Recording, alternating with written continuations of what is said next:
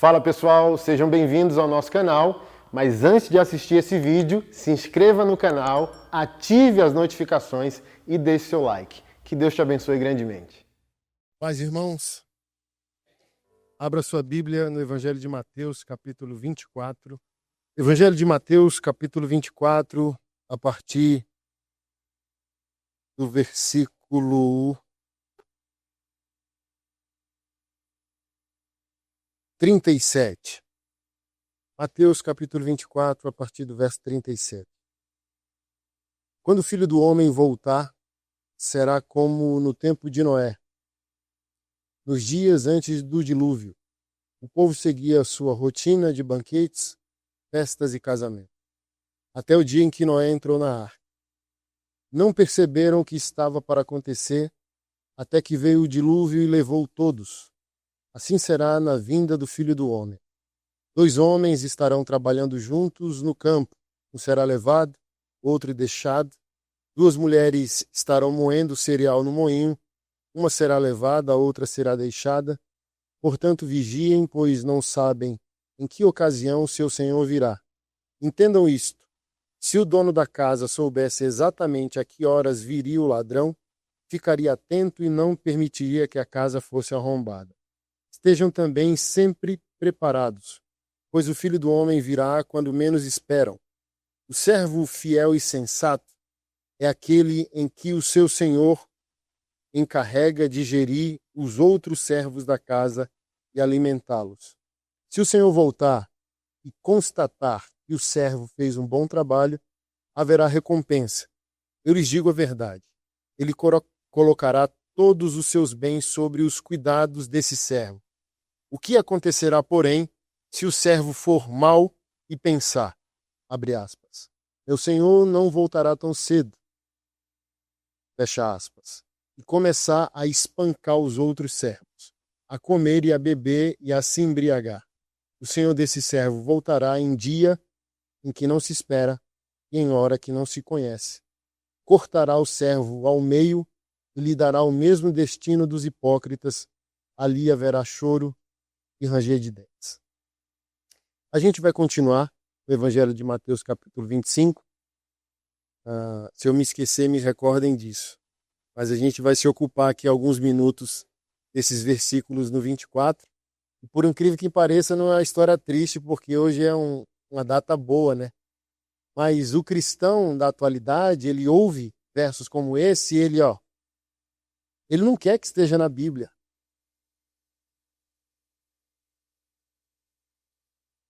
Ele quer as profecias de vitória, vai dar certo, o divórcio não vai acontecer, seu nome vai sair de Serasa, sua empresa vai prosperar.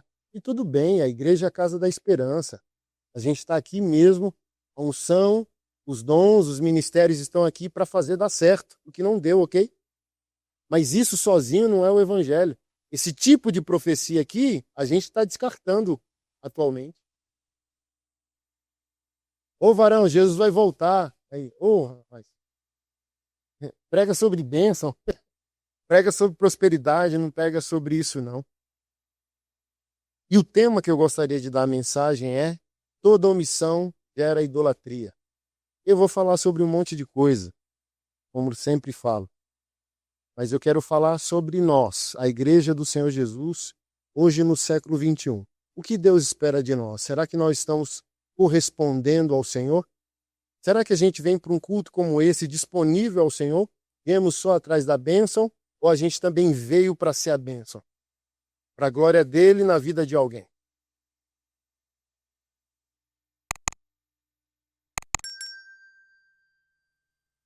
Esse texto aqui é interessante porque fala de um Jesus que não estão pregando muito sobre ele, tá?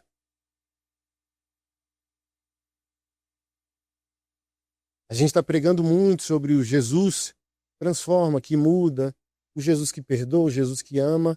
Mas olha o que ele disse aqui no final. Quando esse Senhor voltar, e esse Senhor aqui é Jesus, diz, ele vai pegar esse servo inútil e jogar fora onde há choro e ranger de dentes.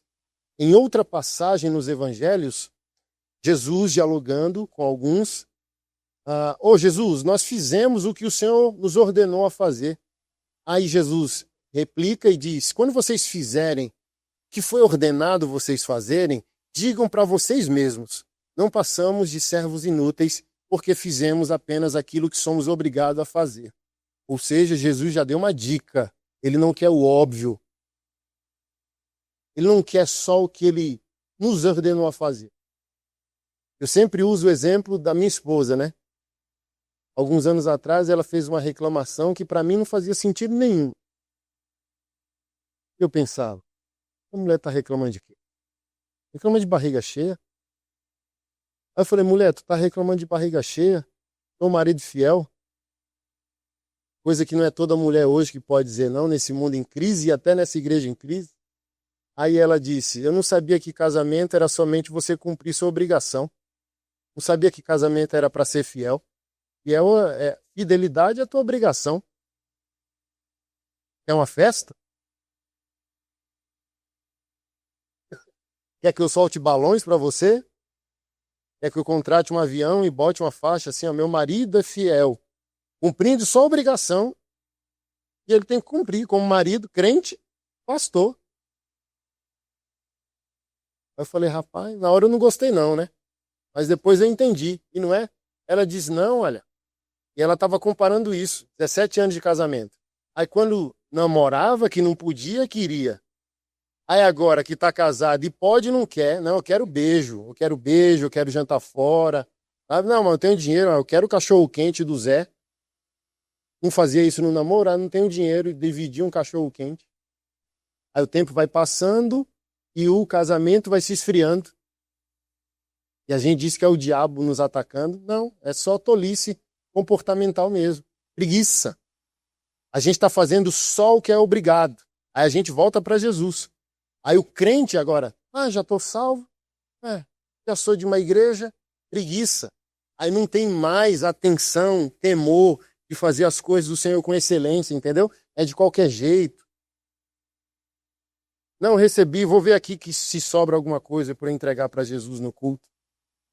Mas quando converteu, você está doido de tocar no dízimo de um crente recém-convertido? Você está doido de tocar numa oferta de um crente recém-convertido? Tava briga.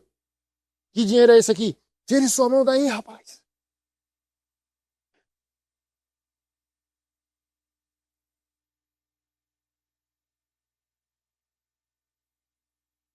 Eu gosto muito desse texto. Vou tomar uma água aqui. Inicialmente eu quero me atentar a isso. A partir do verso 45. O servo fiel e sensato é aquele a quem seu senhor encarrega de gerir os outros servos e alimentá-los. Vamos chamar isso de cuidar dos irmãos. Porque tem certa hora na nossa caminhada evangélica que as coisas de Deus param.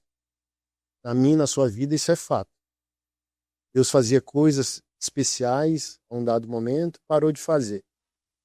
Talvez esse seja um dos primeiros motivos. A gente perdeu o motivo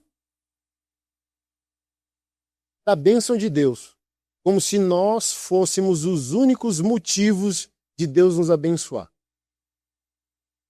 E a Bíblia é oposta a isso. Deus não nos abençoa apenas por nós, mas para que a gente também se torne bênção na vida de alguém. E quando a gente está no início da fé, mesmo que a gente não entenda, a gente tem esse coração. Eu sou abençoado, mas também eu sou abençoador. Eu sou o rio por onde passa uma bênção de Deus. Mas essa preguiça que o tempo traz para nós em qualquer relacionamento faz com que a gente queira só a bênção e esqueça de continuar sendo abençoador. O que vai acontecer? Vai parar, porque nós somos mordomos, nada é nosso. Nada é nosso. Nada é nosso. O tempo não é nosso, a família não é nossa, o dinheiro não é nosso, a moto não é nossa, o carro não é nosso, nada é nosso e a Covid provou que não é nosso.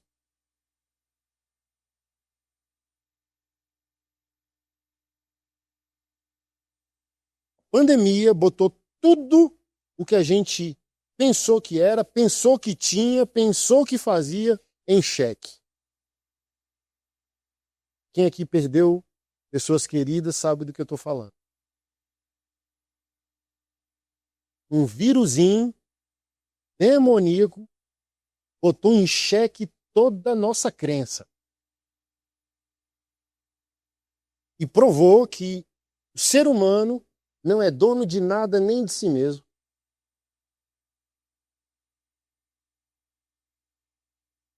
Então, quando é que a bênção de Deus para na nossa vida? Quando a gente não quer mais ser abençoador. Olha para Jó, quando foi que a sorte mudou? Quando ele parou de reagir aos amigos malucos e os conselhos malucos que os amigos estavam dando e começou a fazer o quê? Abençoá-los, interceder por eles.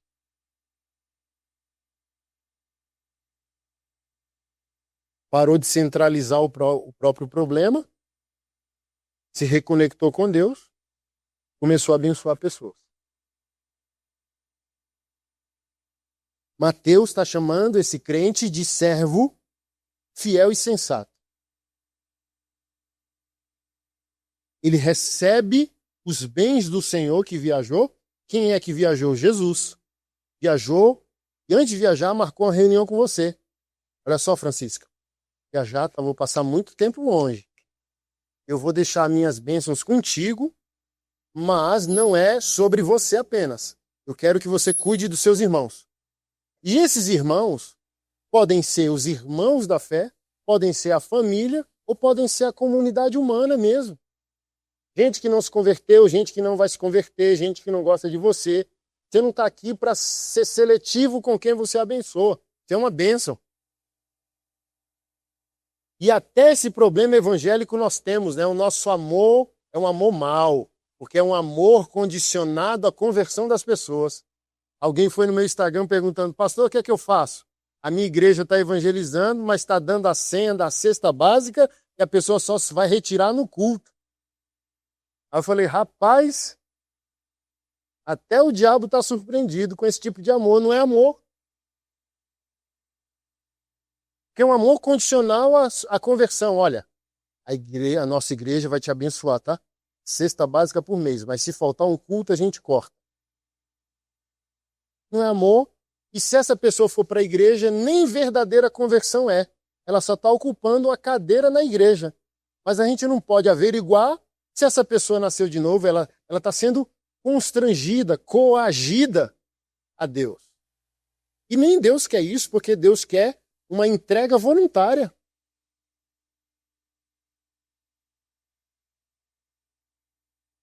Jesus mesmo repudiou isso. Olha, vocês não me seguem porque eu estou falando a verdade.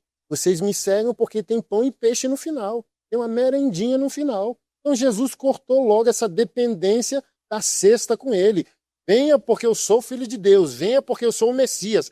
Venha porque eu sou o caminho, a verdade e a vida. Não venha porque tenha comida. É um detalhe apenas.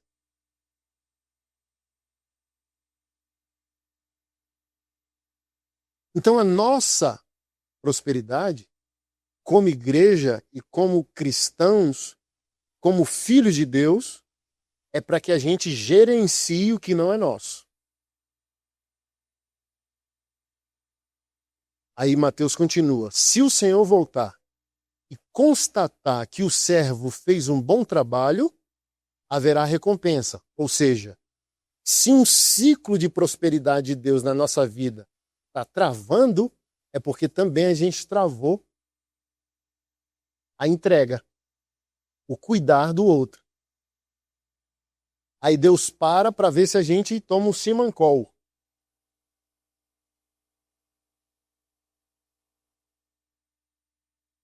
Eu lhes digo a verdade, ele colocará todos os seus bens ao cuidado desse servo. O que acontecerá, porém, se esse servo for mau e pensar, meu senhor demora para voltar? Talvez a gente já pensou assim, eu já pensei assim quando era mais jovem, né? Não, vou aprontar a minha vida inteira, quando eu tiver já os cacos, eu me converto. Quem não pensou assim, atira a primeira pedra. Mas Deus criou o ser humano para a comunidade. Deus não criou o ser humano como um ser autônomo. Deus criou o ser humano para viver em comunidade, viver em entrega. O mundo é resultado da entrega do indivíduo. Então, quando você vive para você mesmo, você torna o mundo pior. Mas quando você vive com a sua consciência em Deus, você se torna um ser humano melhor porque você fomenta a comunidade, seja a comunidade da igreja, seja a comunidade humana no geral. Você se torna um bom cidadão, um bom trabalhador, um bom empregador, uma boa pessoa, sabe? Não perturba a vida de ninguém, entendendo que a Ceilândia, o Distrito Federal, é resultado daquilo que você é, daquilo que você entrega também.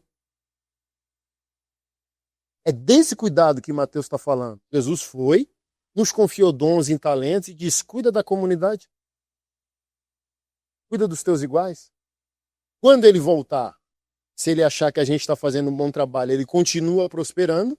Se ele achar que a gente está fazendo um bom trabalho, ele retira a mão provedora da nossa vida. E aqui não está falando de salvação, tá? Aqui está falando de bênçãos no geral. No 25 vai ficar mais claro.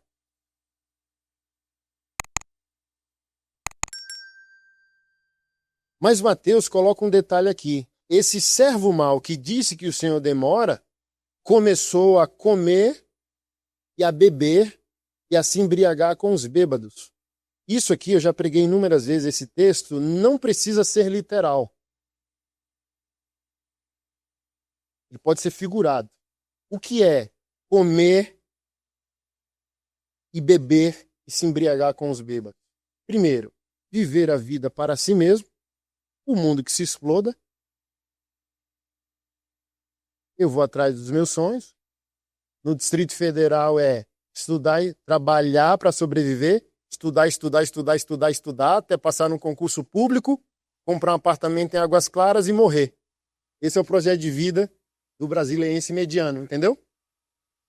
Rala para pagar um curso preparatório, entrega a vida pro concurso público, quando consegue, compra o apartamento, carro, estou pronto para morrer.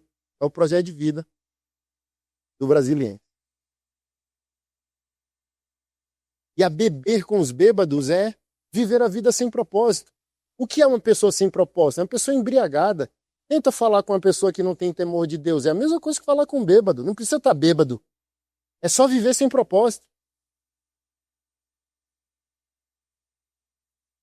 O reverendo aqui falou da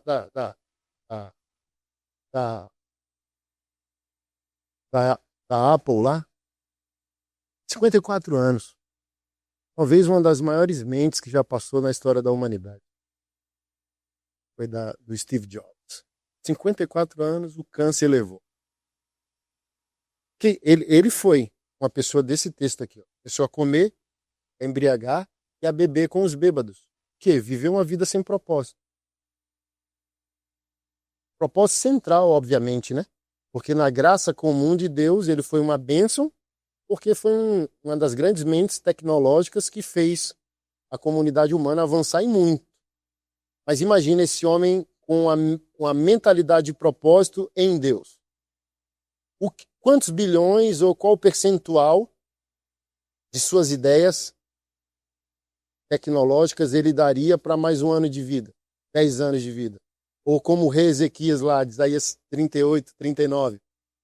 Daria mais quanto, brigaria com Deus mais quanto tempo para Deus dar 15 anos de vida? Mas olha só o que Ezequias fez, é um bom exemplo. Clamou, ó, você vai morrer. Clamou a Deus, Deus deu 15 anos de vida. Ele foi viver o propósito dele? Não, desonrou Deus.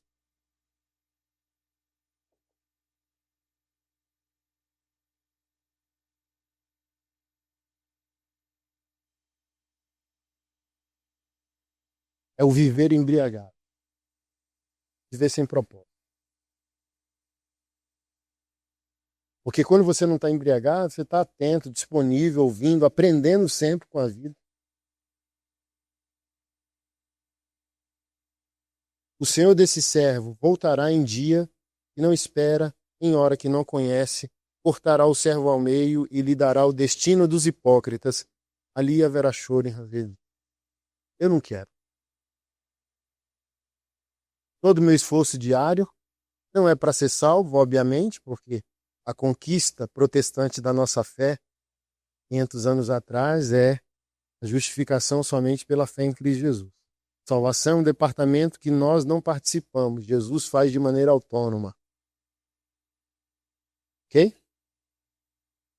Mas quem é verdadeiramente salvo é grato pela dívida que não conseguiria pagar se tivesse que pagar. Quem é o crente verdadeiramente santo? Não é um crente da coleção do não faço mais. Mesmo que a verdadeira santidade nos faça abandonar muitas coisas, amém? O abandono sozinho pode não ser santidade, porque a verdadeira santidade ela é gratidão. Esse é o entendimento. Mesmo que você não tinha palavras, você é tão grato pela dívida que Jesus pagou, que você não tem mais que pagar. Mas se você tivesse que pagar, você jamais conseguiria, que você fala, eu preciso corresponder a esse favor imerecido. Eu preciso corresponder a essa graça. Se a gente morresse e revivesse 1 bilhão de vezes no ventre da nossa mãe, o amor que a mãe tem pelo filho não se compara ao que Jesus fez na cruz do Calvário. Então o crente diz assim, ó, Jesus merece. Ou seja, é um marido melhor. Então nada tem a ver com a esposa. Eu tento explicar isso, as pessoas ficam nervosas. Olha, um marido que é fiel à esposa, quando é verdadeiramente crente, não é amor à esposa, é amor a Jesus. Ela só está vivendo o bônus. Porque tentação todo mundo tem, sim ou não? Mas quando a pessoa se conectou com o Criador por meio de seu filho, é outro padrão.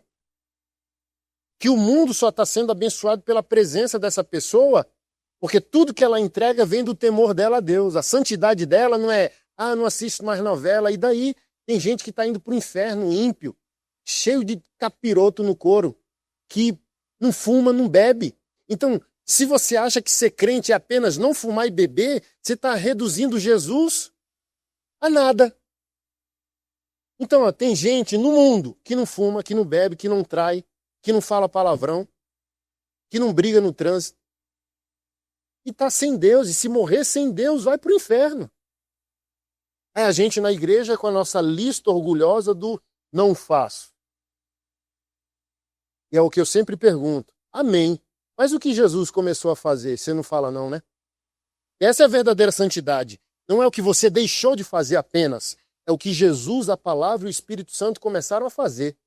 Porque senão, você vai virar o filho arrogante na parábola do filho pródigo. Que o tradutor foca no filho que foi e esqueceu do filho que ficou, que estava numa situação pior, por incrível que pareça, do que o filho que foi. Porque a arrogância da falsa santidade distancia a pessoa do coração paterno de Deus. Porque o filho que ficou não perdoou o irmão como o pai perdoou o filho, ficou amargurado, assim como Jonas ficou irado com Deus, porque Deus perdoou a cidade, gente. Eu quero morrer. Olha só, Deus abençoa a cidade, perdoa a cidade jejua, ora, reconhece o pecado para qualquer homem de Deus e evangelizar. Aleluia! E por causa de idolatria política, cultural, religiosa de Jonas, ele não se alegrou com a conversão dos cidadãos de Nínive.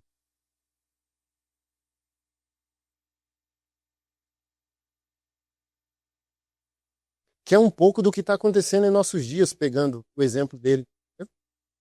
A igreja entrou de balaia numa guerra política, cultural, que é necessária, porém nos enganaram, a gente parou de evangelizar. Iludiram a gente que a nossa única missão é eleger políticos conservadores que protejam os valores da igreja. E botaram no nosso subconsciente que um grupo de pessoas é inimigo dos valores da igreja e tornou a igreja indisponível a se comunicar com essas pessoas.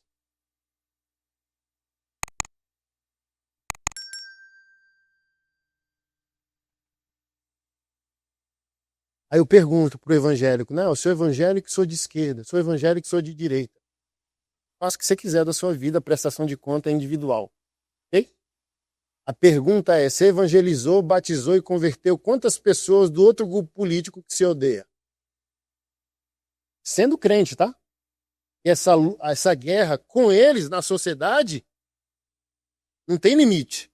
Mas para nós há um limite, porque nós somos os filhos mais velhos que Jesus viajou e deu os bens para nós administrar, para cuidar do outro.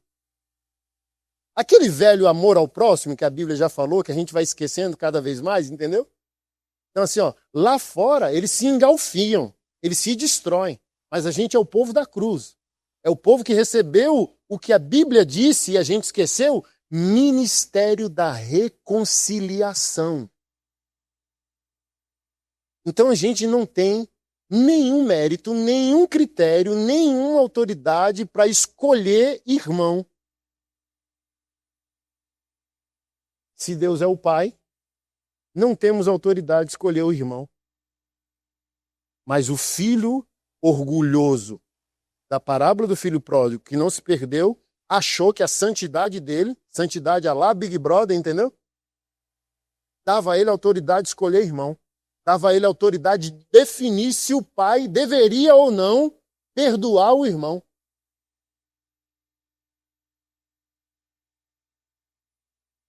Eu nunca pequei contra ti.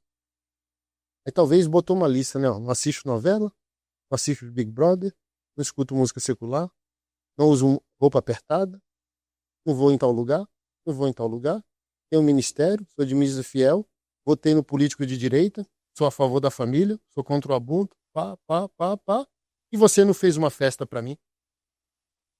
Moral da história. Quando você é um falso santo, na verdade você não está homenageando Jesus. Você quer uma festa para celebrar a sua santidade hipócrita. Porque se você é verdadeiramente santo, a sua maior alegria é o perdão. O teu irmão se arrependeu. Qual o prazer de um crente convertido? Ver gente convertida, moço.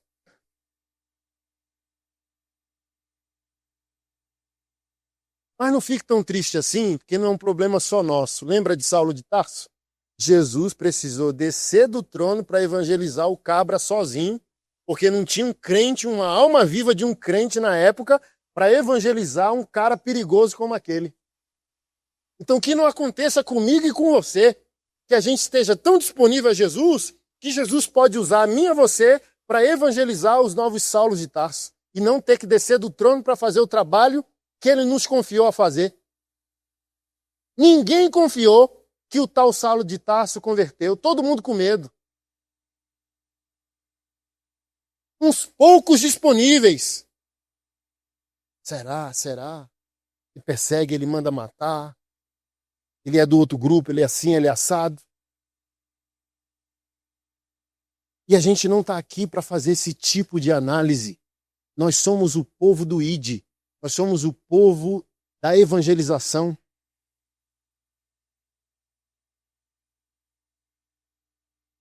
Porque é baseado em tudo que eu já disse. A gente vai ver um vídeo daqui a alguns minutos. Que eu pergunto, como igreja, o que nós estamos entendendo sobre o Evangelho? Que tipo de legado nós estamos entregando à próxima geração?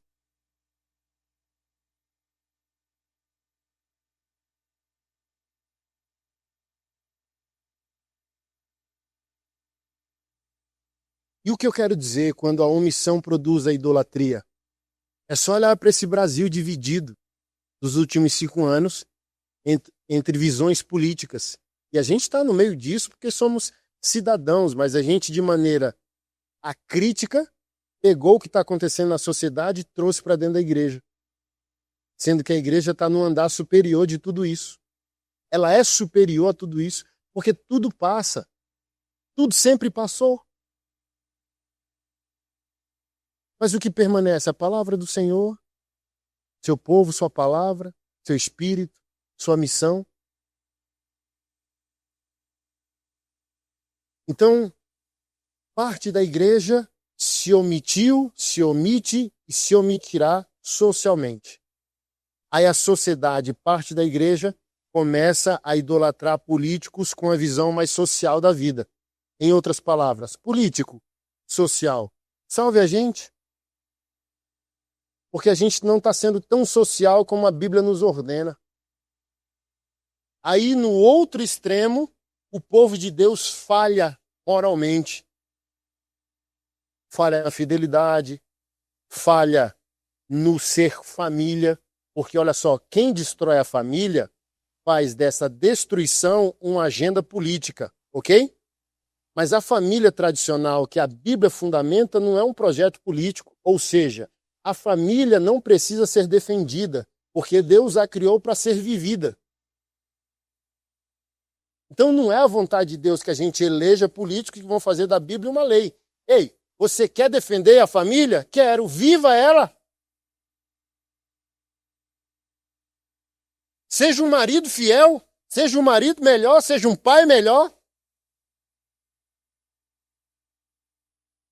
Quem quer destruir, faz projetos para isso. Quem não quer destruir, apresenta a sua vida como um testemunho. Você quer saber qual é a verdade? Qual é a discussão com Jesus e com os apóstolos? Qual é a verdade? Olhe para mim. Um grande pastor disse, ou Jesus é quem ele disse, ou ele era um grande lunático. Porque ele chega assim, ó, ei, Jesus, o que é a verdade? Eu sou a verdade, o caminho e a vida. Ei, crente, o que é a verdade? Olhe para mim. Eu sou o atalho do caminho. Eu sou a transparência do reino de Deus. Olhe para mim. Então, que crente quer assumir isso? Porque hoje o crente é o mimimi, não julgueis. Mas antigamente, a partir do apóstolo Paulo, sede meus imitadores como eu sou de Cristo. Aí a igreja falha moralmente, aí agora ela precisa eleger políticos que protejam ela moralmente.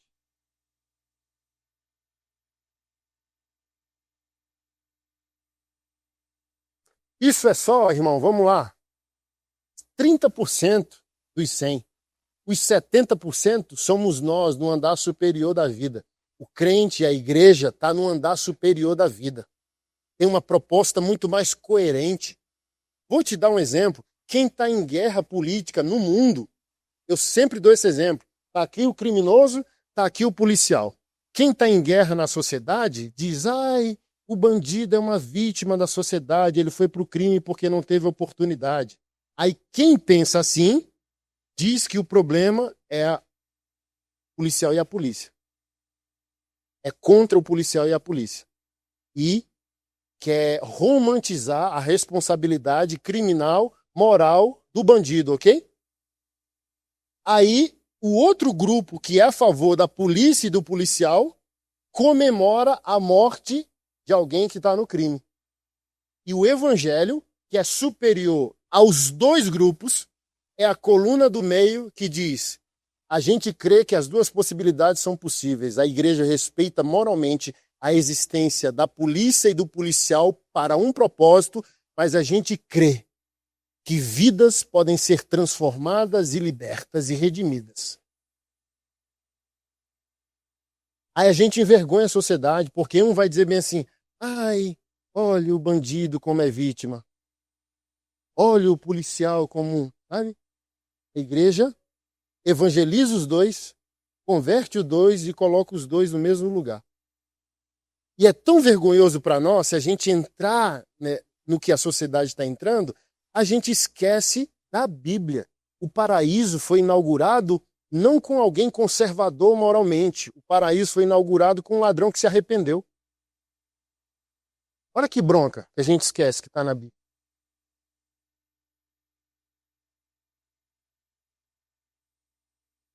Se a gente ficar na arrogância do mérito do filho pródigo que não foi se perder, filho pródigo fiel, o pai ficou assim, ó, na parábola. Mas meu filho, eu achei que éramos um, porque tudo que eu tenho é teu. É isso que Deus espera, que a gente entenda e que a gente se alegre com aquilo que ele se alegra.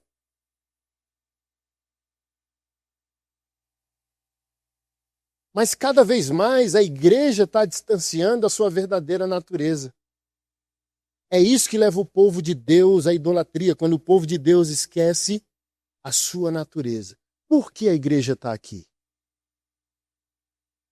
Por que você é um cristão? De onde ele tirou você? Para onde ele está conduzindo você? O que é o Evangelho? Por que fazemos o que fazemos? São perguntas que muitos crentes não conseguem responder mais. Por que estamos aqui? Qual a nossa missão? Qual o nosso propósito?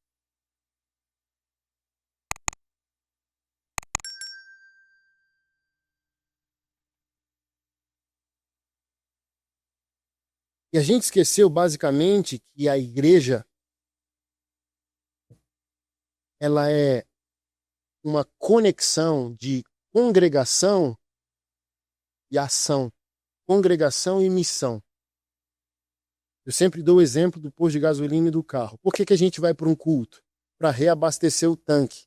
Para fazer o quê, pastor Anderson? Se entregar fora do culto o que recebemos no culto.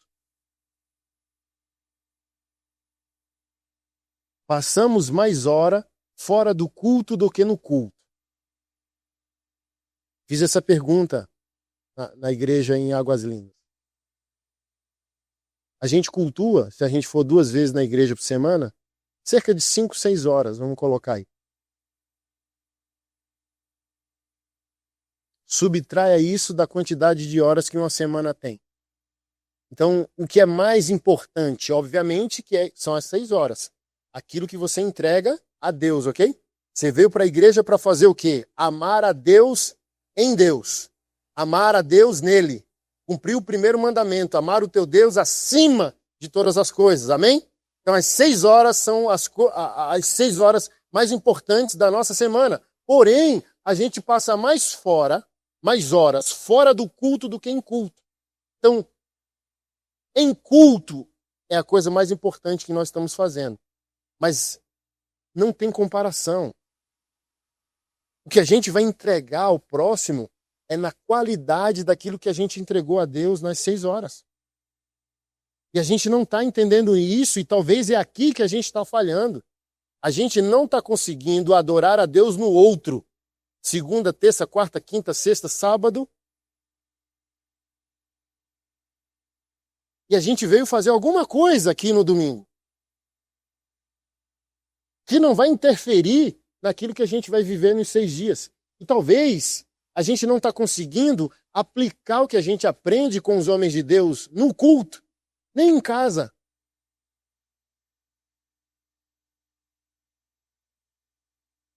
Então, isso afeta diretamente ao ponto que eu quero chegar. Na plantação e na manutenção de igrejas que façam total diferença. Graças a Deus, a gente está aqui no aniversário de 78 anos de uma congregação. Isso mostra que alguém fez um bom trabalho e alguém continua fazendo um bom trabalho, amém? O oposto disso é esse vídeo que a gente vai ver. Tá no ponto aí?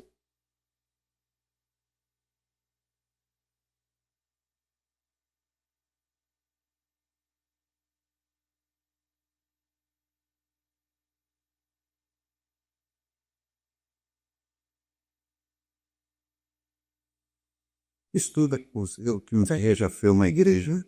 Em 1887, pastor Henry e sua esposa Grace fundaram esta igreja em uma escola de aula beleza.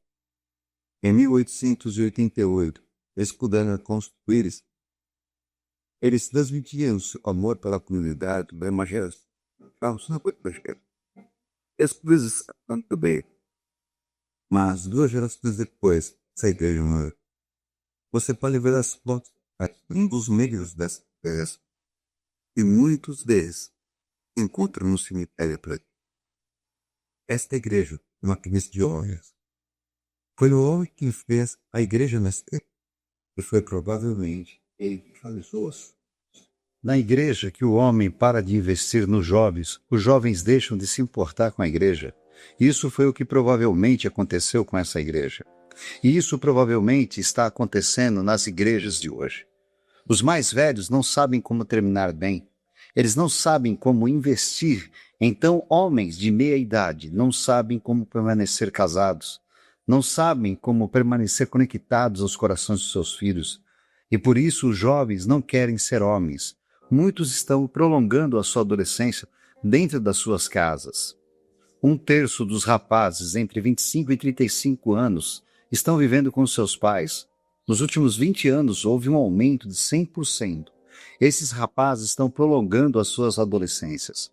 Em suas profissões, homens entre 20 e 43 anos mudaram de emprego pelo menos 11 vezes. Em seus momentos de lazer, a média de idade dos usuários de videogame é de 35 anos. E quando esses homens param finalmente de acariciar os seus controles, passam a acariciar a si próprios. A cada segundo, a cada dia, são gastos $3.000 em pornografia. Nós precisamos de homens melhores. Quero dizer com isso que precisamos de pastores melhores. Precisamos de pastores que não são garotos, mas homens chamados por Deus para instruir homens em sua palavra. Homens qualificados em seu caráter para servir a igreja de Deus. Homens determinados, dependentes, resistentes, capazes de levar um soco e ainda assim lidar com as circunstâncias. São homens suaves, capazes de amar as suas esposas e seus filhos e a ensinar a sua comunidade a amar as pessoas que estão à sua volta. Tragicamente, a última vez que o evangelho foi pregado desse púlpito para esta igreja foi em 1957. Esse ano, entre 3 a 4 mil igrejas irão fechar como esta. E sabe por quê? Porque a história e a glória da igreja se tornou maior do que a história e a glória de Deus. Vejam os homens e mulheres que fundaram esta igreja. Eles realmente acreditavam nessas coisas. Eles realmente acreditavam que Jesus viveu uma vida perfeita. Eles acreditavam que ele morreu brutalmente, mas ressuscitou triunfando sobre o pecado e a morte. Eles acreditavam nisso. E porque eles acreditavam, isso tinha implicações em suas vidas, pois eles criam que seus pecados poderiam ser perdoados. E isso lhes traria uma nova identidade. E poderiam ser enviados em missão, como esse Deus que estava em missão. Mas a realidade é que a maioria dos cristãos não está em missão. Uma recente pesquisa revelou que 60% dos cristãos não sentem a obrigação de compartilhar a sua fé. Agora, a tentação para nós pastores é atingir as ovelhas com tal status no sermão, mas essa é a realidade. Elas simplesmente querem seguir e imitar os nossos exemplos.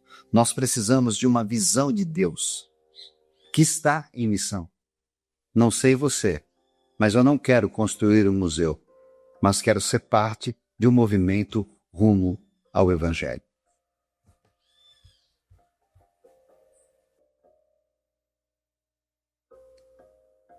É isso, igreja. Eu amplio até o entendimento do pastor. Podemos, hoje, em nossas congregações, não sermos um museu e um cemitério, mas somos, na grande maioria hoje das nossas congregações, shopping center, que tem um foco no contentamento do cliente. Hoje não é qualquer igreja que está sendo permitido pregar o evangelho de maneira clara e bíblica, porque o crente que não está em missão se machuca com a clareza das escrituras e ele diz, eu tenho um cardápio de opções, ele abre o cardápio e agora ele vai ver o shopping religioso mais próximo da conveniência dele. Hoje esse crente, ele não busca uma igreja fiel às escrituras, uma igreja próximo da Bíblia dele. Ele procura uma igreja perto do ego dele, da conveniência dele. O que eu ganho com essa igreja? E um crente que entendeu o evangelho é o que eu também entrego para uma igreja. Um verdadeiro cristão não está perguntando apenas o que ele recebe da igreja, mas ele está perguntando o que ele entrega para a igreja. Muito sério essas palavras que a gente...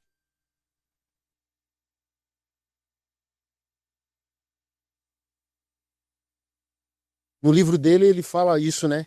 Que a igreja virou um museu da exposição dos santos. Olha o fulano, né? Aquele ali é o que deixou de assistir novela. Aquele ali parou de beber e fumar. Aquele ali tal. Tudo lícito, tudo ok. Mas nós somos o povo da missão.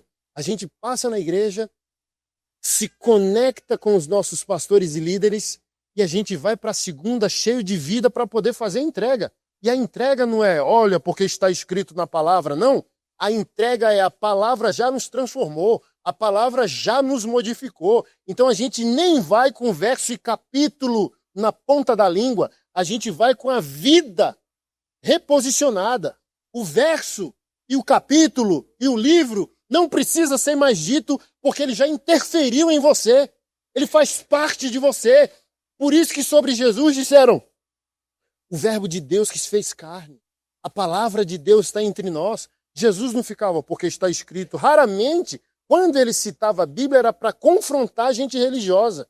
Mas gente não religiosa, Jesus já era o capítulo e o versículo para essas pessoas. Venham a mim, todos vocês que estão cansados e sobrecarregados, eu vos aliviarei. Agora, quando ele ia confrontar um religioso, aí ele pegava o verso e o capítulo já para machucar o religioso e mostrar o quão hipócrita ele estava sendo. Uma brincadeira, né? A gente estava arrumando os livros. Cadê o Edu? É assembleano teu pai, macho? Pai do Edu é um dos líderes lá no nosso prédio social. Assembleano, né? É da Assembleia. Aí o Edu fica mandando meus vídeos para ele. Ô, seu pastor aí é uma benção, hein? Aí ele vai fazer a barba quando? Porque se Jesus voltar... E olha só, uma fé autêntica. E foi repassado para ele, por isso que é uma crença fixa, que a santidade de um crente é apenas a sua aparência e não a sua vida.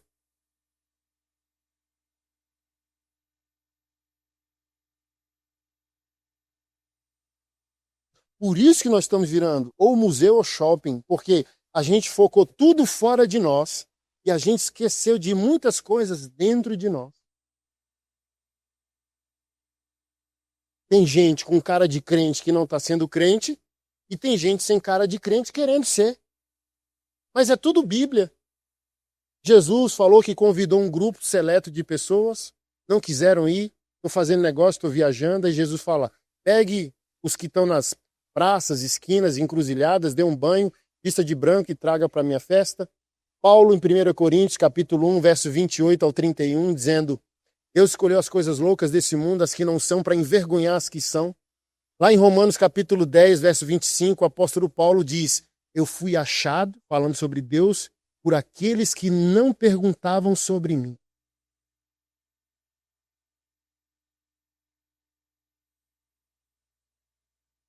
Porque vamos lá, crente, Deus não faz acepção para salvação, tá? Ele ama todos. Mas ele faz acepção do serviço. Se você não fizer, Deus vai procurar uma pessoa que queira fazer.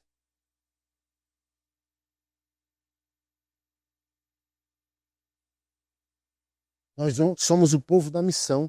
É para a gente não perder oportunidade nenhuma. Eu chamo isso da adoração dos olhos abertos, sabe? Na igreja a gente vem fechar os olhos para se concentrar e adorar a Deus. Acabou o culto, a gente está adorando assim, ó. Onde que tem um problema que eu posso glorificar Jesus? Onde que tem um problema que eu posso resolver? Porque está todo mundo aqui na igreja. A gente pode resolver qualquer problema que essa guerra política não resolve. Está todo mundo aqui, pedreiro, engenheiro, médico, enfermeiro, padeiro, sabe? Pasteleiro, boleiro, está todo mundo dentro da igreja. Entendeu? É só ter boa vontade. Assim, ó, vamos fazer? Vamos! E a gente consegue revolucionar uma sociedade. A gente consegue cuidar do pobre, do órfão e da viúva melhor que o Estado, melhor que os políticos. E por que a gente está idolatrando os políticos? Por um sentimento de inutilidade, vazio. Ah, não estou sendo crente da missão, então eu preciso de um político que me represente para eu me sentir vivo nele.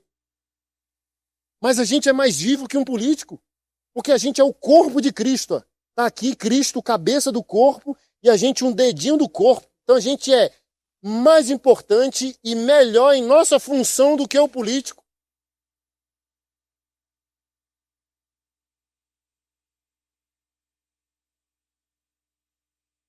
Charles Spurgeon, um pastor batista de 200 e poucos anos atrás, disse, meu filho, falando sobre o filho dele mesmo, não permita que te rebaixem de missionário a rei. Se um dia quiserem que você seja rei, do país diga: Deus me livre, eu já tenho uma função superior. Qual que é? Missionário. Obviamente que dá para ser rei e missionário, amém? Mas a gente entendeu a mensagem. A gente é um povo em missão.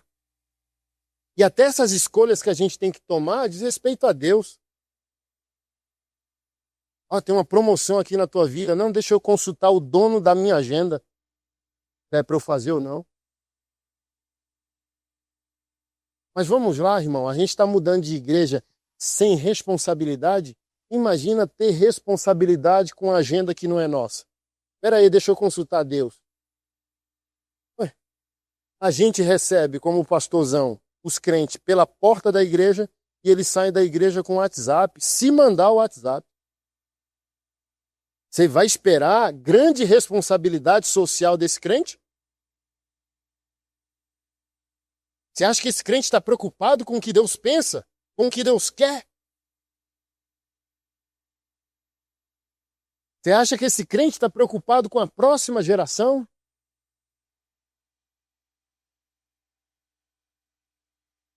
Então, acho que já ficou claro, quando a gente se omite, parte de nós vai abraçar um desvio idólatra.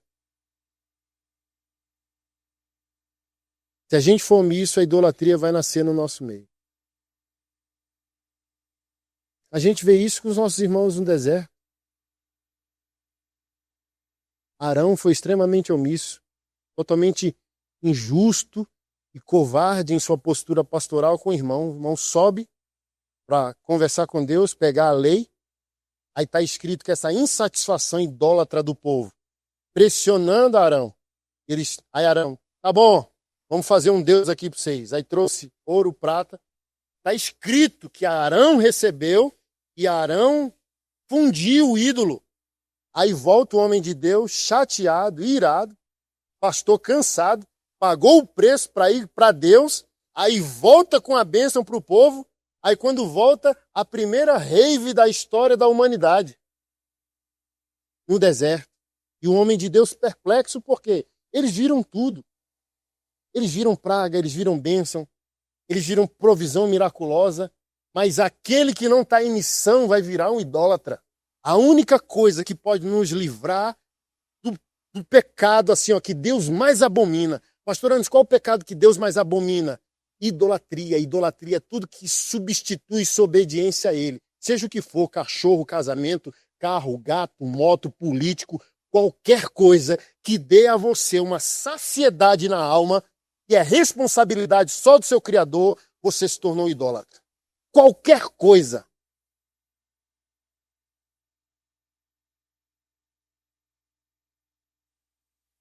Aí Arão, não fui eu não, só peguei o ouro, joguei no fogo e saiu um boi.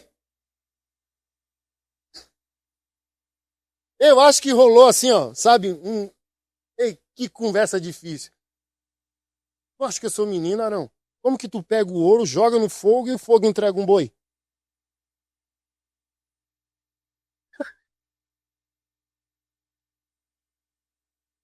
A Bíblia diz que naquela época, Moisés era um dos homens, se não o homem mais manso da terra. Para você tirar um homem manso do prumo.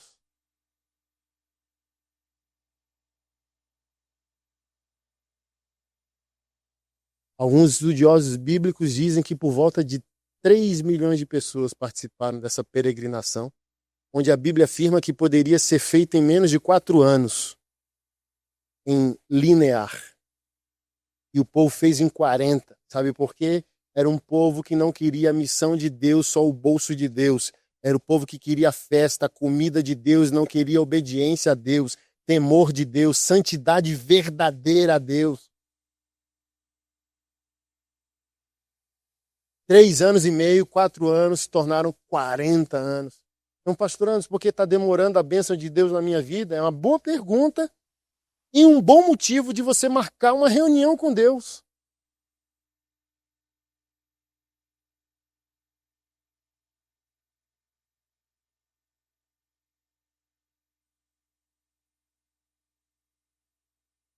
Quase ninguém sobrou. Mas a Bíblia também é claro, né, no Antigo Testamento. Eu te permaneci no deserto para revelar a ti o que havia no teu coração. Não tem aquele versículo, se Deus for por nós, mas a antítese, o reverso do versículo também é verdadeiro. Se Deus for contra nós, quem poderá ser por nós? Pastor, acho que está demorando. Às vezes é Deus assim, ó, um pé na tua porta. Porque assim, ó, a gente não pensou isso, talvez até agora, tá? Mas falta de bênçãos na nossa vida, talvez é amor de Deus. Talvez Deus nos ama tanto que está impedindo que a gente seja abençoado, porque a bênção agora, nesse exato momento, nos faria mal. Porque é o que aconteceu no deserto. Não, eu quero a bênção, abençoou, o povo morreu. Foi morrendo, porque foi vendo o miraculoso, não quis obedecer ao Senhor, continuou, como diz o Novo Testamento, com a dura cerviz. O que é a dura cerviz? Sabe, não se rende, não se dobra, não reconhece.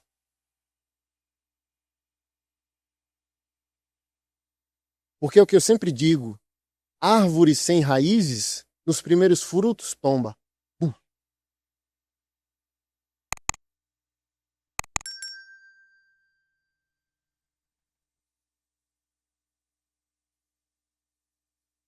Aí Deus fala, eu te amo tanto, eu não vou te perder. Se eu te abençoar, eu te perco. Vai ficar aqui, ó, pequenininho. Vai ficar só com 10 contas. Vou dar os 100 que você pediu, não. Isso é para tudo, para unção, para dinheiro, casamento. Ah, Senhor, porque o varão não chegou, a varoa não chegou? Para você não estragar a vida de ninguém. Você não está pronto?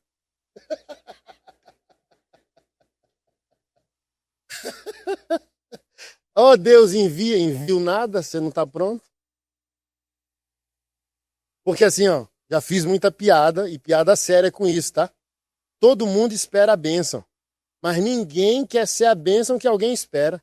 Quem está orando assim, ó, Jesus pode mandar, eu já estou pronto. Eu sou uma bênção. Tipo assim, ó, manda a bênção. É assim que a gente ora, entendeu? Manda a varoa, manda o varão. Mas, como você pode esperar a pessoa certa sendo a pessoa errada? Por isso que está tendo problemas entre famílias evangélicas, porque alguém certo foi para a vida de alguém que estava esperando a pessoa certa e talvez não era a pessoa certa. Porque o que é um casamento cristão? Eu espero a pessoa certa, eu estou me santificando para ser também a pessoa certa que alguém espera. Não é justo. Deus tem um estoque, gente legal, gente dele, entendeu? Ó, aí tem alguém que não quer ser dele orando para Deus esvaziar o estoque. Eu dou exemplo que eu sou colega do pastor lá Vitória Espírito Santo, que era líder do movimento Escolhi Esperar. Quem que lembra desse movimento? Era um movimento de pureza sexual entre jovens evangélicos. Aí ele acabou com o projeto e agora ele é coach de casais. Aí eu encontrei ele, a gente pregou junto, pastor Nelson. Aí eu falei assim, eu sei, macho, porque tu acabou com Escolhi Esperar. Aí ele riu, por quê? Acabou o estoque, né, de Jesus. Porque assim, ó, um movimento, um boom no Brasil, pureza, Escolhi Esperar. Mas Jesus tinha um estoque. Se um monte de crente escolheu esperar, o estoque foi esvaziando, Jesus não foi reabastecendo, porque o ser humano é egoísta, eu quero o melhor sem ser o melhor. Aí chegou uma hora que o sistema bugou. Ô Nelson, vai ter que mudar aí, tá? Não dá mais não, não tem estoque, acabou. Acabou meu estoque. Aí ele falou, beleza, Jesus, vou trabalhar com casais agora.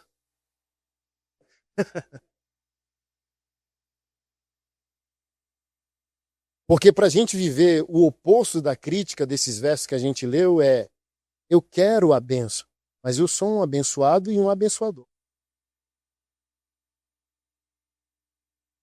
É o exemplo do jovem rico e o discípulo rico. A Bíblia fez questão de dizer que o discípulo rico pagou o velório, o sepultamento de Jesus, tinha autoridade política para pedir o corpo que não seria liberado se não fosse uma pessoa de autoridade. fosse um apóstolo era tipo um revolucionário na época. Eles eram perturbadores da paz social. Eu quero o corpo. Prenderiam e talvez matariam eles. Agora chega José de Arimateia, onde os evangelhos relatam, o discípulo rico de Jesus. Eu quero o corpo, é meu mestre. Na hora, o prefeito, governador, não, é o cara lá, ó. Libera aí. Fez questão. Mas no jovem rico, Jesus pediu tudo dele e ele saiu triste. Por que pediu tudo a um e não pediu tudo a outro? Porque a quem Jesus pediu tudo, a pessoa tinha um dinheiro por ídolo e falsa identidade postiça. Se tirasse o dinheiro do jovem rico, o jovem rico perceberia que não era ninguém sem o patrimônio. E era isso mesmo que Jesus queria dele. Eu quero que você seja um nada, porque é do nada que Deus forma alguma coisa. Então, até agora, o dinheiro foi teu Deus e o fundamento do teu amor próprio e dos teus relacionamentos pessoais e sociais. E eu vou te chamar para uma jornada onde você vai perder tudo e recomeçar para um estilo de vida superior. O outro não. O outro, bem provavelmente já mais velho, cabelo branco, sabe? Quis aprender a vida de olhos abertos, amadureceu antes do jovem rico, obviamente, e entendeu o seguinte, quando você se torna discípulo de Jesus. O dinheiro é uma bênção se ele estiver no lugar dele. Qual é o lugar dele? Coisa a ser usada.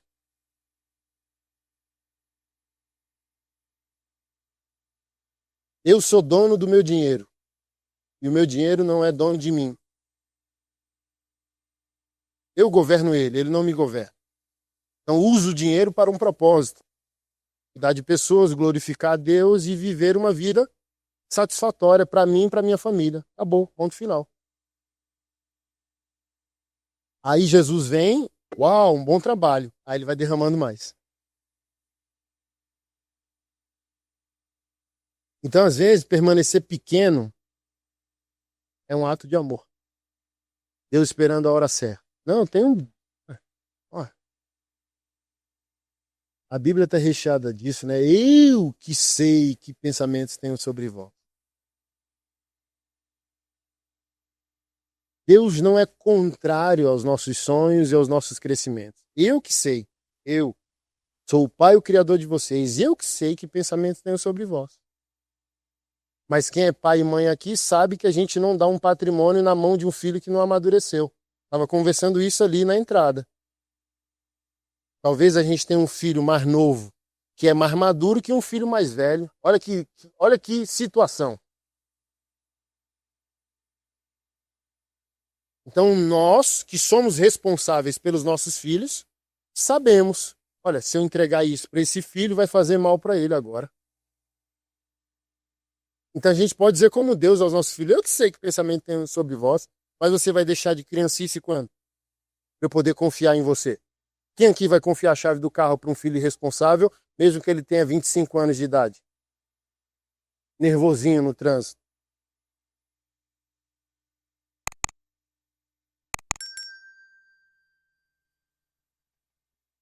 E qual é o prazer, né? Eu vi uma entrevista esses dias. Os pais também entraram no politicamente correto. Ele falou bem assim, o entrevistador, né? Tô com saudade dos pais do passado. Não aquele grotesco que não falava eu te amo, que agredia. Que pai das antigas é esse? Porque eu mando. Porque eu disse. Porque é assim. Porque eu quero assim. E isso, no verdadeiro pai, na verdadeira mãe, como é em Deus, não é um autoritarismo, é uma didática. Meu filho é tolo. E esse aqui é o caminho de vida, eu não vou negociar com ele. Assim como Deus não negocia com a gente esperneia, eu quero a bênção, ele não vai dar. Assim como ele não fez festa por filho pródigo que não se perdeu. Se aquela história é sobre o filho bom e o filho ruim de Deus, e Deus, o pai sabia. Mas o pai fala, eu vou fazer uma festa para a santidade do meu filho? Ou nada, é obrigação dele. Entendeu? Não, mas eu assisto novela, não. É sua obrigação não botar lixo na sua mente. Ah, mas eu não fumo, eu não bebo. É sua obrigação, crente. Você quer que Jesus dê uma homenagem a você pela sua obrigação? Entendeu? Você tem que surpreender Jesus dizendo, eu plantei 10 igrejas, Jesus. Eu evangelizei 500 pessoas, aí Jesus, agora sim, entendeu? Agora o crente chega assim, ó, Jesus, eu não fumo, eu não bebo, eu não assisto novela nem Big Brother. É sua obrigação, macho. Sabe quantas substâncias cancerígenas tem num cigarro? Mais de 11 mil. Então, por favor, é sua obrigação.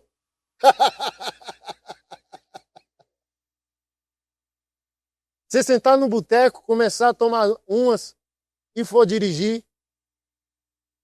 Então, por favor, é sua obrigação não beber, sua obrigação não fumar, sua obrigação ser santo, sua obrigação não se prostituir, sua obrigação ser seletivo com as suas programações, aquilo que seus olhos veem.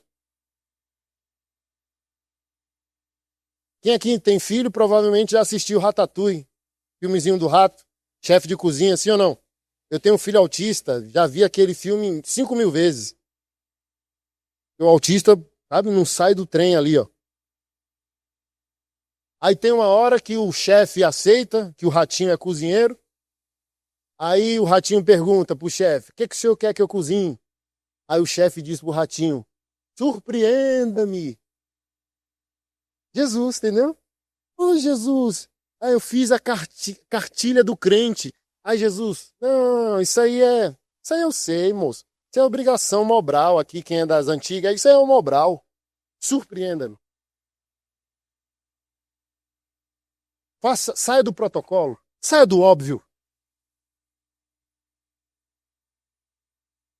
Porque para eu encerrar, esse contexto aqui, Mateus 24 e 25, estão recheados de parábolas de avivamento, das 10 virgens, da dracma perdida. Então o Senhor está falando de atenção, entrega, paixão, envolvimento, expectativa. 24 anos de fé, em outras palavras, eu tenho 24 anos de fé, é para eu estar mais vívido hoje do que no primeiro ano. Assim como 17 anos de casamento com a minha esposa, não é para estar frio hoje, quase uma amizade religiosa que não divorcia por causa de reputação. Não, é para estar vivo, aceso, incendiado, na verdade, porque o que eu não conhecia dela no primeiro ano, agora eu conheço 17 vezes, indo e voltando. Então é para eu estar mais envolvido, mais apaixonado, mais conhecedor da alma, da mente, da sexualidade dela, das preferências dela, o que ela não gosta, o que ela não gosta. A cara dela, sem palavra nenhuma, já tem que me ensinar. Ixi, tá pensando assim, tá pensando assado. Só com, entendeu? Sai de perto, chega junto. Entendeu? Aqui quem é ligeiro sabe, entendeu? Tá lá, fazendo comida, tá. Você fala, ih, entendeu? Mas quando você já vai na cozinha, ela tá toda igual uma gata, né? Aí você fala, ih, hoje tá tranquilo. Porque o tempo vai trazendo excelência e não esfriamento.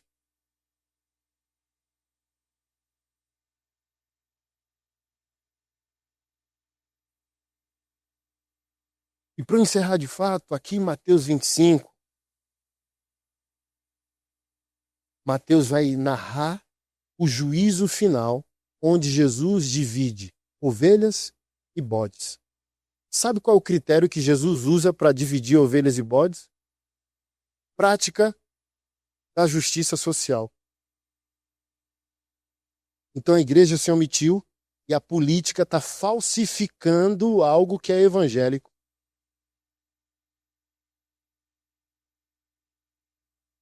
Então hoje essa briga toda social e política são resultados idólatras da omissão do povo de Deus. Você sabia que o conceito de direitos humanos nasceu entre os evangélicos, historicamente falando? Da laicidade do Estado, que o Estado é uma coisa, a igreja é outra, foi os homens de Deus, a dignidade da mulher, a dignidade da criança, os estatutos de proteção da vida, tudo. Ninguém agradece à igreja, mas é a igreja. A primeira lei da alforria dos escravos, num protocolo mundial, onde todas as nações replicaram, foi um homem de Deus na Inglaterra chamado William Wilberforce. Ele era um deputado e ele lutou 18 anos para que se aprovasse a lei para que os escravos fossem libertos. Todo ano ele apresentava o mesmo projeto de lei e ele era ridicularizado. Depois de 18 anos, o parlamento aprovou a lei e aplaudiram um homem de Deus de pé. E isso se tornou parâmetro para a libertação dos escravos mundialmente. Você não está vendo aí, ó, nos livros de história, na boca dos ativistas, ninguém dizendo: ô igreja, obrigado, hein?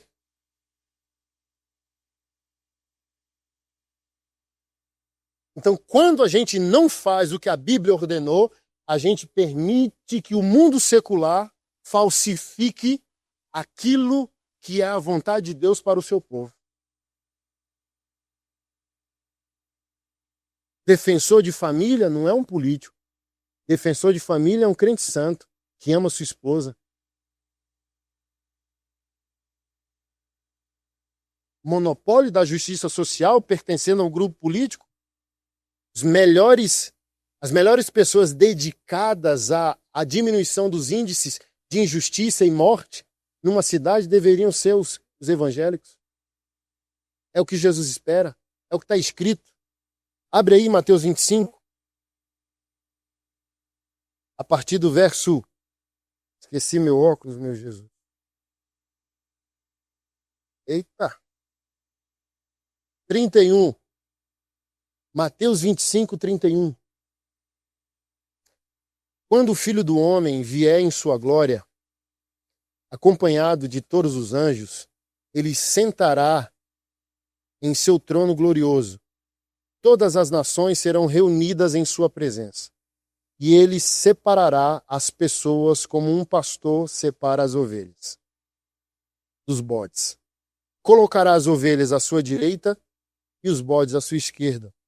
Então o rei dirá aos que estiverem à sua direita: venham, vocês que são abençoados por meu Pai. Recebam como herança o reino que ele lhes preparou desde a criação do mundo. Pois tive fome e vocês me deram de comer. Tive sede e vocês me deram de beber. Era estrangeiro e vocês me convidaram para sua casa. Estava nu e me vestiram. Estava doente e cuidaram de mim. Estava na prisão e me visitaram. Então os justos responderão: Senhor, quando foi que o vimos faminto e lhe demos de comer, ou sedento e lhe demos de beber, ou o estrangeiro e o convidamos para a nossa casa, ou nu e o vestimos? Quando foi que te vimos doente ou em prisão e o visitamos? E o rei dirá: eis que lhe digo a verdade. Quando fizerem isso ao menor desses meus irmãos, foi a mim que o fizeram. Em seguida, o rei se voltará para os que estiverem à sua esquerda e dirá: fora daqui, malditos, para o fogo eterno, preparado para o diabo e seus anjos, pois tive fome e vocês não me deram de comer, tive sede e não me deram de beber. E ele segue as mesmas palavras que disse ao grupo dos benditos. E a pergunta no final foi a mesma: Jesus, quando foi que não te vimos e deixamos de fazer essas questões? Quando vocês se omitiram de fazer ao próximo, ao pequenino, vocês deixaram de fazer para mim. Olha que coisa extraordinária. Obras não salvam. Então a gente ouve isso aqui e diz: então é só fazer a justiça social e a gente está ok com Deus? Não, não, não, não. A igreja não é ONG. A igreja não é paternalista. A igreja não é um programa de assistencialismo. Ok? Então as boas obras sozinhas não são salvação. E não salvam ninguém. Mas se você é salvo, você vai praticar as obras. É igual a santidade. Você não santifica para ser salvo. Mas se você é salvo, você vai ser santificado. Você vai tomar decisões rumo a uma vida santa. Então, a santidade não te salva. Quem te salva é Jesus. Mas se você foi salvo, você vai se tornar santo. Então, as obras não te salvam. Mas se você é salvo, você vai praticá-las. Então, a grande pergunta é: por que a maioria de nós evangélicos ainda está adormecida em berço esplêndido? Sendo que a ordem foi clara: olha, eu vou separar ovelhas e bodes por causa da prática da justiça, e os dois grupos não reconheceram quando foi. E a única maneira que eu ensino de entender esse verso é: a maldade e a bondade podem se tornar partes de nós e a gente não ter consciência disso. A ação cristocêntrica, evangélica, pode ser natural, a gente come e bebe no cotidiano, toma café, almoça, janta, e ninguém precisa mandar a gente fazer isso, amém? O bem evangélico pode ser praticado sem contabilidade, a gente nem viu. Quando viu, está fazendo. E o mal também. E a omissão também. Porque quem fez perguntou: quando foi que eu fiz? Não lembro. Então esse é um bom crente. Quem é o bom crente, pastor Anderson? Aquele que faz e sofre de amnésia. Ele não é contador para dizer: Senhor, eu dei 100 cesta básica. Não, ele esquece. E é bom esquecer mesmo. Porque se esqueceu, uma vez eu encontrei um cara que trabalhava numa loja de tatuagem dentro do ônibus. Isso, ó, eu antes de casado. Ele: muito obrigado. Pelo quê? Você me ofertou o seu salário. Eu? Pensando assim: você é doido? Nunca que eu daria meu salário a alguém. Conversa é essa, macho? Moço. Eu cheguei lá na sua loja, chorando que estava desempregado e sem poder cuidar dos meus filhos. Você recebeu naquele dia, você puxou o seu salário e me deu. Aí eu fiquei assim, ó, eu não lembrei. E que bom que eu não lembrei, entendeu? Que a lembrança seja dele, que ele agradeça a Deus, mas eu estou num bom lugar. Que bom lugar é esse? Não lembrar para não me orgulhar, entendeu? Porque o contrário também seria anti-evangélico. Entendeu? O Zé Bonitinho Gospel, ó. Entendeu? Eu sou tão amoroso que eu dei o meu salário. Perdi meu galardão. Perdi a minha recompensa, que não é agora. É lá, entendeu? É melhor esquecer mesmo, varão.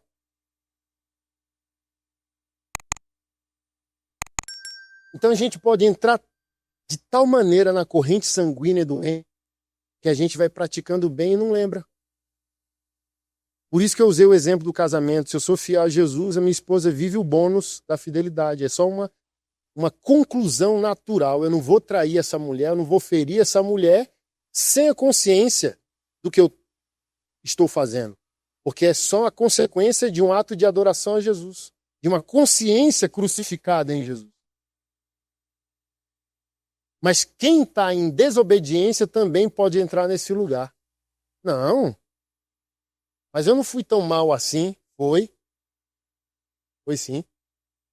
Quando você deixou de fazer. Porque a Bíblia já alertou, né? Aquele que sabe que deve fazer o bem e não faz, comete pecado. Todo mundo está preocupado com o pecado que se pratica. Mas a Bíblia também vai punir o pecado daquele que deveria ter feito o bem e não fez. Da omissão. A omissão também é um pecado. Está lá na parábola do bom samaritano. Levita e sacerdote, o pastor e o ministro de louvor, esqueceram que o homem semi-morto era a conclusão do culto deles. O que eu falei aqui, ó, por que a gente vem para a igreja? Para abastecer o carro. Para pegar informação do reino para viver nos 6 dias. Então a parábola do bom samaritano está lá para Jesus confrontar os religiosos e dizer: aquele cara assaltado e sangrando era a conclusão do que vocês estão aprendendo na igreja. Vocês vão para o culto, para mim, para aprender como cuidar dessa pessoa. Então era para vocês ligar assim, ó, bota um pregador e um ministro de louvor para substituir a gente, que a gente está indo adorar a Deus cuidando dessa pessoa no hospital.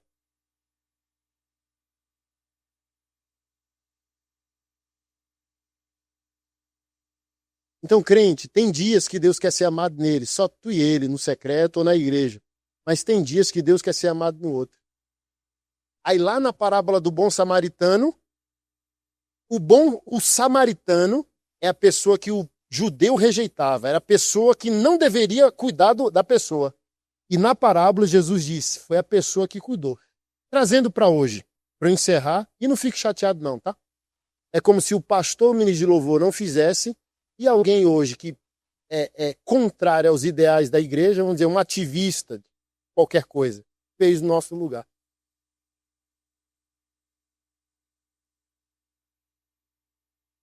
É Jesus, em outras palavras, dizendo, acorda, senhor. Você tem um estilo de vida do andar superior. Sua proposta é melhor que todas as propostas da sua cidade.